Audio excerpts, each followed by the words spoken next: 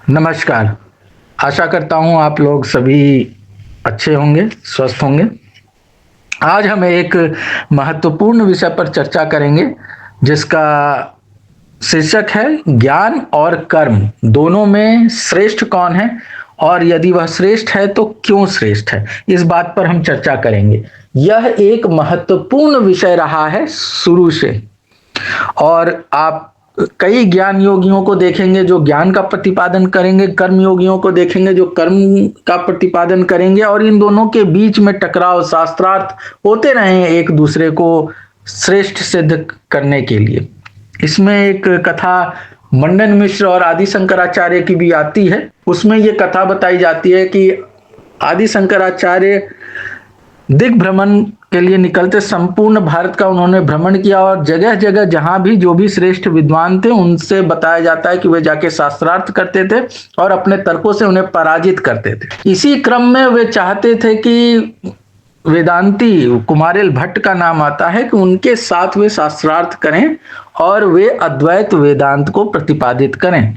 लेकिन उस समय कुमारिल भट्ट जो हैं वो अपनी चिता सजाकर उस पर बैठे हुए थे और उन्होंने प्रेरित किया शंकराचार्य को कि मंडन मिश्र से जाके आप शास्त्रार्थ कीजिए और यदि आपने मंडन मिश्र को हरा दिया तो आपका अद्वैत वेदांत पूरे भारत में माना जाएगा। अब ये मंडन मिश्र के पास पहुंचते हैं।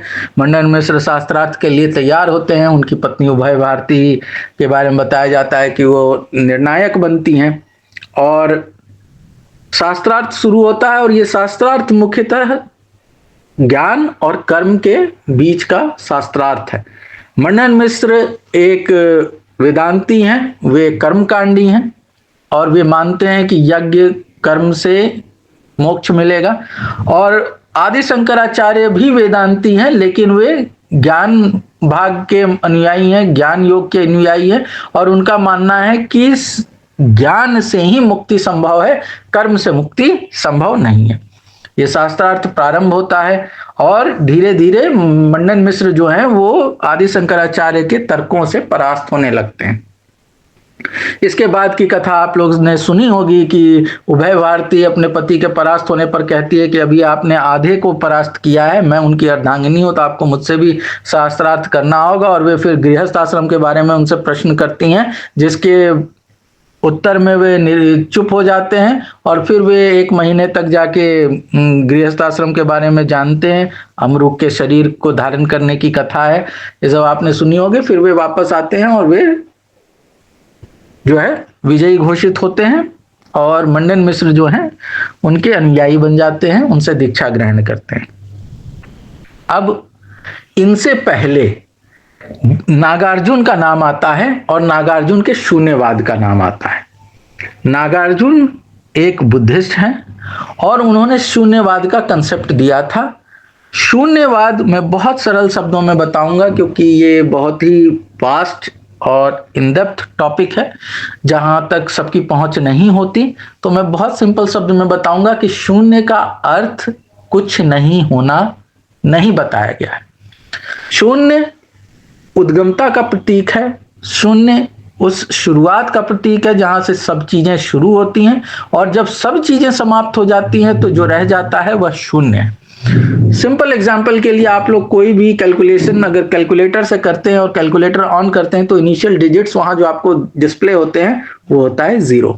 ये 0 को आप शून्य समझें तो ये वो स्टार्टिंग पॉइंट है जहां से कोई भी कैलकुलेशन स्टार्ट होता है और सारे कैलकुलेशन करने के बाद आप पुनः अगर दूसरा कैलकुलेशन करना चाहें तो आपको फिर वापस 0 पर आना पड़ता है, फिर आप दूसरा कैलकुलेशन स्टार्ट करते हैं। तो शून्यवाद का कंसेप्ट यही है कि यह वह उद्गम स्थान है जहां से सब कुछ स्टार्ट होता है और जब सब कुछ खत्म होता है फिर आप वहीं पर लौटते हैं। तो ये एक निरंतरता का प्रतीक है, ये एक कांस्टेंट है जिससे बाहर कोई नहीं है और कुछ भी नहीं है।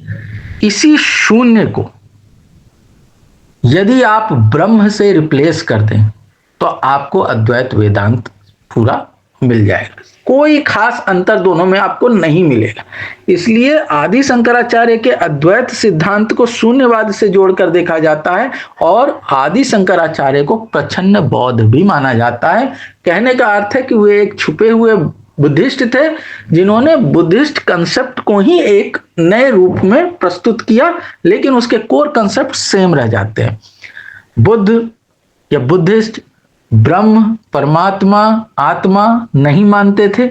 यहां पर शून्यवाद में ब्रह्म को स्थापित कर दिया गया और आत्मा परमात्मा का कंसेप्ट दे दिया गया कि ये दो लगते हैं लेकिन एक ही हैं, जो ज्ञान द्वारा आप समझ सकते हैं। और जब ज्ञान आपको हो जाएगा तो आपको इनमें भेद समाप्त हो जाएगा, आप मुक्त हो जाएंगे, आप मोक्ष प्राप्त कर लेंगे।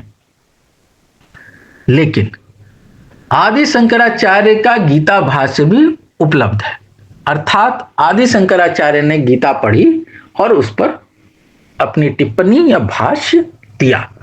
अब अगर हम गीता की बात करें तो आदि शंकराचार्य यदि सिर्फ ज्ञान को मानते हैं और ज्ञान से मुक्ति मानते हैं तो वे गीता को भी अपोज करते हुए नजर आएंगे। क्योंकि हम शुरुआत से चलेंगे, लेकिन मैं 18वें अध्याय के श्लोक पर जो बहुत ही फेमस है कि सर्वधर्मान परित्यज्य मामेकम शरणम व्रज अहम त्वाम सर्व पापेभ्यो मोक्षयिष्यामि मा शुचः।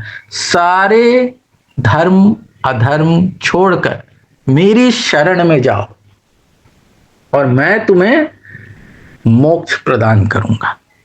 यानी कृष्ण अर्जुन को अपनी शरण में जाने यानी अपनी बात मानने और युद्ध करने के लिए प्रेरित कर रहे हैं, और वे कह रहे हैं कि तुमको मोक्ष मिल जाएगा। यदि ज्ञान महत्वपूर्ण होता तो वे उसको कर्म करने के लिए इतना प्रेरित न करते, और वह भी ऐसा कर्म जिसमें हिंसा है, जिसमें युद्ध है। और शुरू में ही ये बात आती है, जब दूसरे अध्याय में कृष्ण अपनी बात कर लेते हैं तो अर्जुन उनसे तीसरे अध्याय के शुरुआती श्लोक में ही पूछता है, जायसी चेत कर्मणस्ते मता बुद्धिर जनार्दन तक्तिम कर्मणि घोरे माम नियोजसी केशव। हे कृष्ण, यदि आपको कर्म की अपेक्षा ज्ञान श्रेष्ठ मानने हैं तो फिर मुझे इस भयंकर युद्ध में क्यों लगाते हैं? ज्ञान मार्ग पे रहने दीजिए, ज्ञान मार्ग पे चलने दीजिए। और वो कहते हैं कि आपकी बातों से मैं मोहित हो रहा हूं, मैं कंफ्यूज हो रहा हूं, मुझे क्लैरिटी दीजिए। अब इसके उत्तर में कृष्ण क्या कहते हैं वह सुनिए। लोके अस्मिन द्विधा निष्ठा पुरा प्रोक्ता मया नगः ज्ञान योगेन सांख्यानाम कर्म योगेन योगिनाम। उन्होंने कहा दोनों प्रकार की निष्ठा मेरे ही द्वारा बताई गई है। सांख्य योगियों के लिए सांख्य योग है, यानी ज्ञान योगियों के लिए ज्ञान का मार्ग है, और कर्म योगियों के लिए कर्म का मार्ग है। तो और फिर कहते हैं न कर्मणारंभा नैस्य कर्मयम पुरुषो अश्रुते न च संन्यासना देव सिद्धिम समधि गच्छति। मनुष्य न तो कर्मों का आरंभ किए बिना निष्कर्मता को प्राप्त होता है यानी योग निष्ठा को प्राप्त होता है, और न कर्मों के केवल त्याग मात्र से सिद्धि यानी सांख्य निष्ठा को प्राप्त होता है। कहने का मतलब यह है, अब ये फिर एक कंफ्यूजिंग बात आ गई यहाँ पर, कि सिर्फ कर्मों के त्याग से ज्ञान प्राप्त नहीं होता और सिर्फ कर्म करने से भी ज्ञान प्राप्त नहीं होता। अब दोनों बातों में बहुत सूक्ष्म अंतर है, उसको समझना है कि हम क्या कर रहे हैं, क्यों कर रहे हैं। ये यदि जानते हुए हम कर्म कर रहे हैं तो समस्या नहीं, और हम सिर्फ ज्ञान पाने के लिए बढ़े चले जा रहे हैं, सब कुछ काम अपना छोड़ के, अपनी रिस्पॉन्सिबिलिटी छोड़ के, तो हमको ज्ञान नहीं मिलने वाला। अब फिर कहते हैं नहीं कश्चित क्षणपि जातु तिष्ठ्य कर्म कृतः कार्यसिते हयवशः कर्म सर्व प्रकृति जैर गुणे।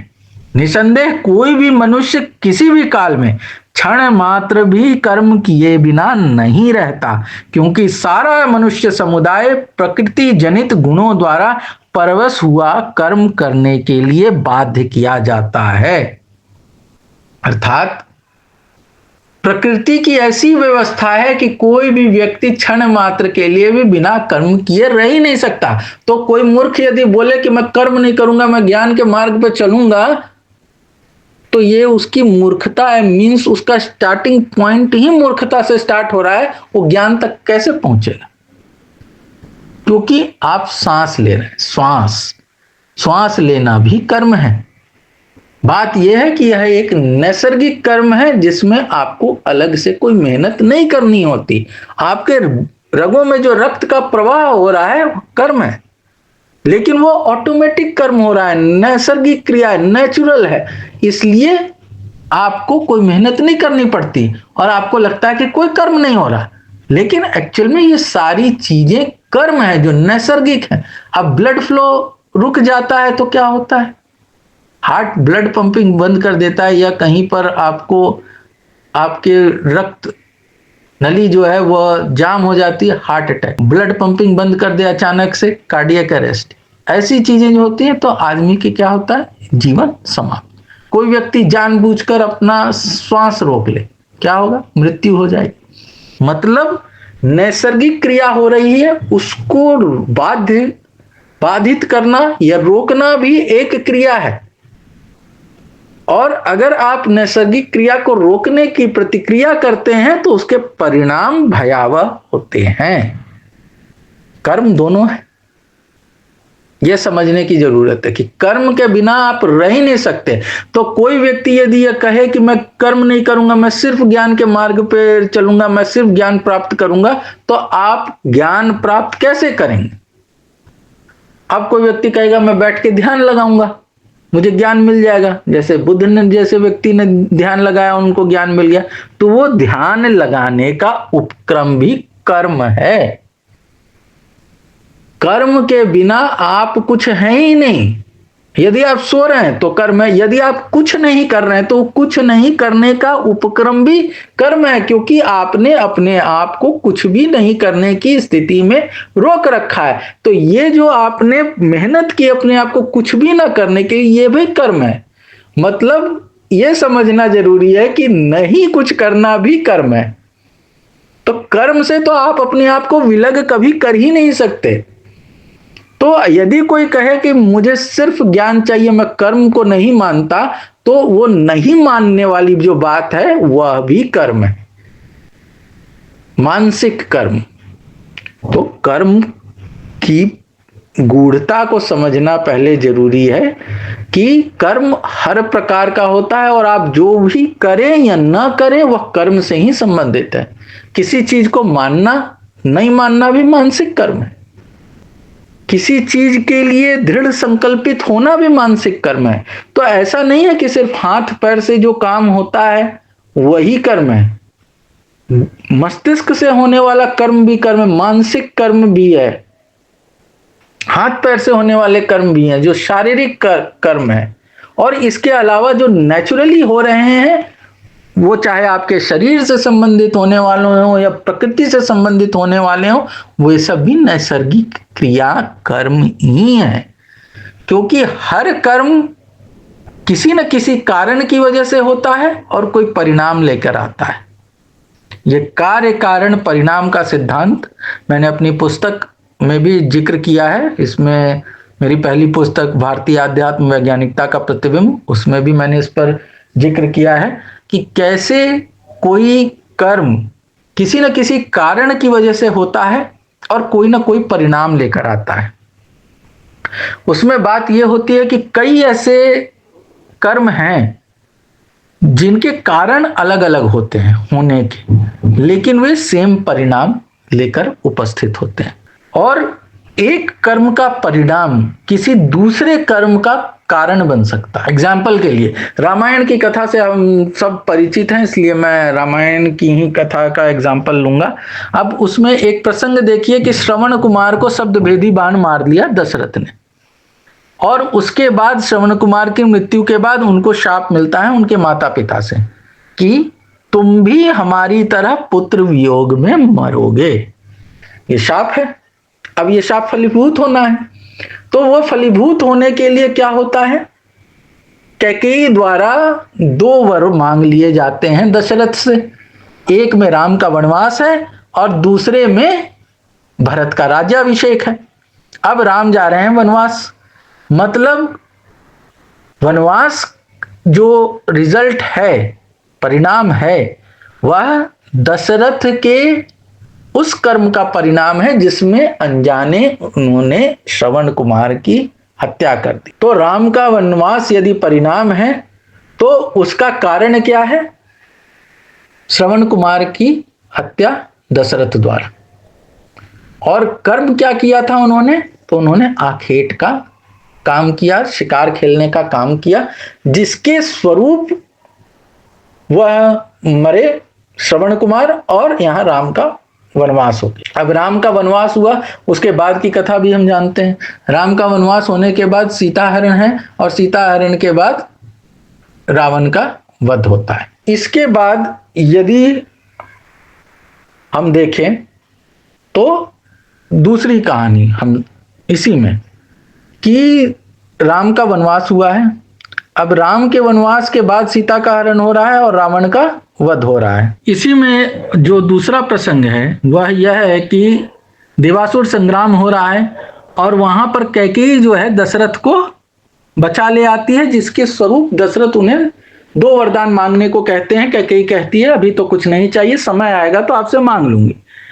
अब जब राम का राज्याभिषेक होने की बात होती है तो मंथरा के कहने पर वह सोचती है कि मुझे भरत को गद्दी पर बैठाना चाहिए, तो वह 2 वरदान मांग लेती है। वह 2 वरदान क्या है कि एक में राम का वनवास हो और भरत का राज्याभिषेक हो दूसरे में, और फिर राम का वनवास होता है।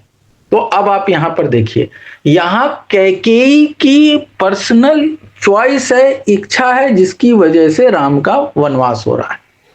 और एक वहां पर कारण आ गया, दशरथ को पुत्र वियोग में मरना है, इसलिए राम का वनवास हो रहा है। तो दोनों जगह रिजल्ट है राम का वनवास। और फिर राम के वनवास के बाद की कहानी फिर सेम है कि सीता का हरण होगा, रावण वध होगा। लेकिन राम के वनवास होने के लिए 2 कारण यहां पर आ जाते हैं। एक है कैकेयी की महत्वाकांक्षा, और एक है दशरथ का पुत्र वियोग में मरने का शाप। अब ये नए कारण को जन्म देते हैं, फिर नए रिजल्ट आते हैं। इस तरह से हम सब का जीवन चलता है। हम सब कुछ न कुछ कर्म करते हैं, वो आगे फलीभूत होते हैं, उसके बाद कुछ और होता है, उसके बाद कुछ और। तो समझने वाली बात मुख्यतः यह है कि कर्म के बिना हमारा या किसी भी चीज का अस्तित्व ही समाप्त हो जाएगा। हवा बहना बंद कर दे, समाप्त। सूर्य ताप देना बंद कर दे, समाप्त। तो कोई भी आप एग्जांपल ले लें, धरती अपनी धुरी पर घूमना बंद कर दे, सब कुछ समाप्त हो जाएगा। तो कर्म जो है वह नैसर्गिक हो या प्रयत्न पूर्वक किए जाएं, वे आवश्यक हैं। उसके बिना आप ज्ञान भी नहीं अर्जित कर सकते। यदि आप कहते हैं कि ज्ञान सबसे ऊपर है, ठीक है, ज्ञान सबसे ऊपर है, लेकिन ज्ञान तक पहुंचेंगे कैसे? ज्ञान प्राप्त करेंगे कैसे? ज्ञान तक पहुंचने या ज्ञान को प्राप्त करने के लिए आप जो भी उपक्रम करते हैं वह कर्म ही है। तो कर्म के बिना तो ज्ञान भी संभव नहीं है, तो मोक्ष कैसे मिलेगा? और यही बात कर्म योग सिद्धांत के अंतर्गत आती है, जिसका प्रतिपादन श्रीमद् भगवद गीता में भगवान कृष्ण द्वारा किया गया है, जिसमें वे प्रेरित करते हैं अर्जुन को कि ज्ञान सबसे श्रेष्ठ है, लेकिन ज्ञान तक पहुंचोगे कैसे?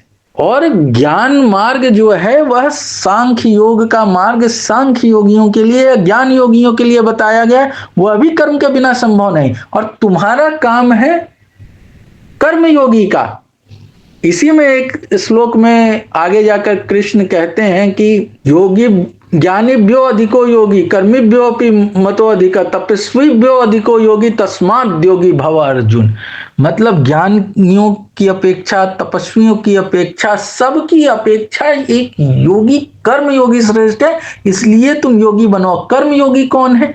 कर्म योगी वह है जो बिना किसी स्वार्थ के कर्म करता है, कर्तव्य भाव से कर्म करता है।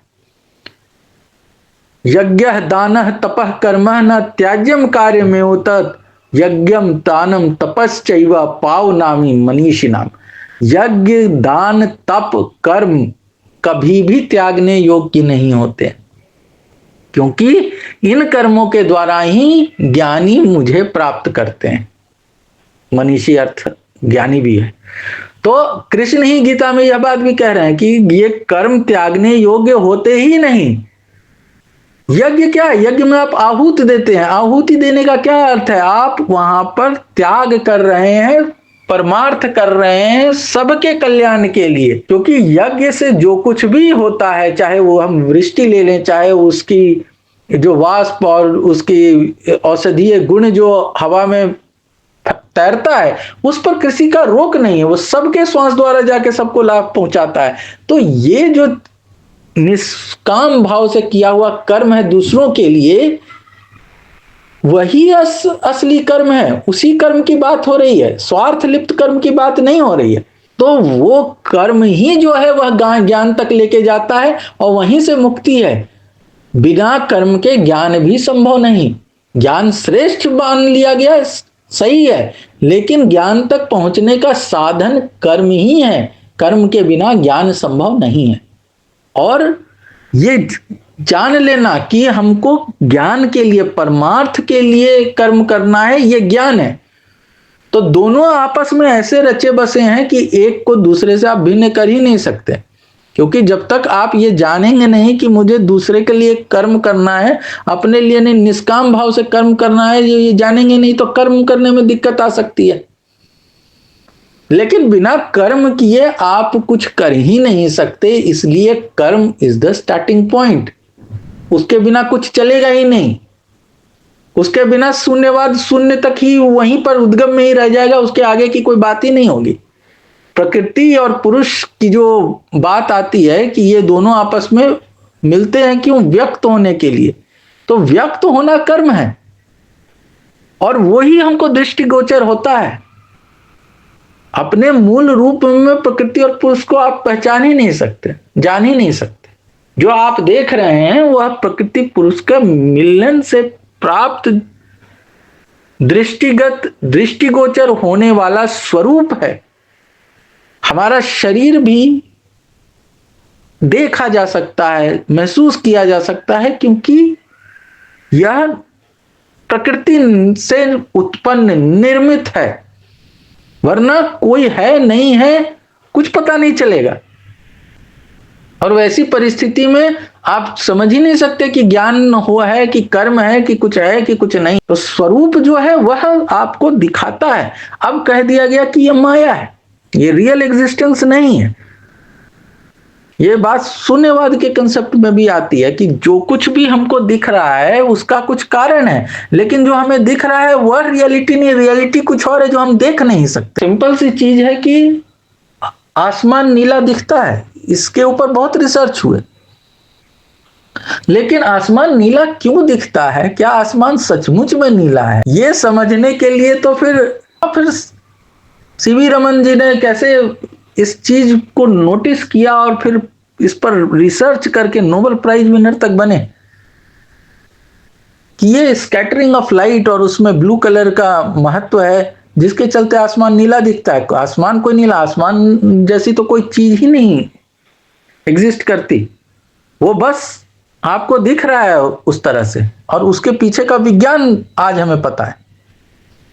तो यही बात आती है आध्यात्म के भी कंसेप्ट में, जहां एक्चुअल क्या है वो हम नहीं जान पा रहे हैं, क्योंकि हम देख रहे हैं बस फिजिकलिटी को, जो हमें दिख रहा है, और उसके पीछे के कारण को समझना ही एक्चुअल ज्ञान है। और वो कारण को तब आप समझेंगे जब आप उसके लिए कर्म करेंगे। बिना लेबोरेटरी में जाए, बिना एक्सपेरिमेंट्स किए कोई साइंटिस्ट नहीं बन सकता। तो ये बात समझने की जरूरत है कि हाँ, दोनों एक दूसरे के पूरक हैं, अन्योन्याश्रित संबंध है दोनों में। दोनों को आप अलग अलग करके नहीं देख सकते।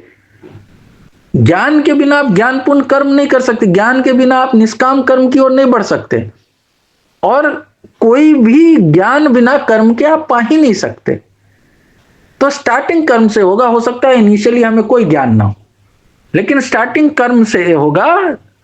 कर्म से आप ज्ञान की ओर बढ़ सकते हैं, लेकिन डायरेक्ट ज्ञान से आप कर्म की ओर आ जाएं, ये चीज प्रैक्टिकल नहीं है। सिंपल एग्जाम्पल मैं आपको दूंगा कि रेने डिकार्टे नाम के एक बहुत बड़े मनोवैज्ञानिक हुए। उन्होंने एक सिंपल सा एक्सपेरिमेंट किया।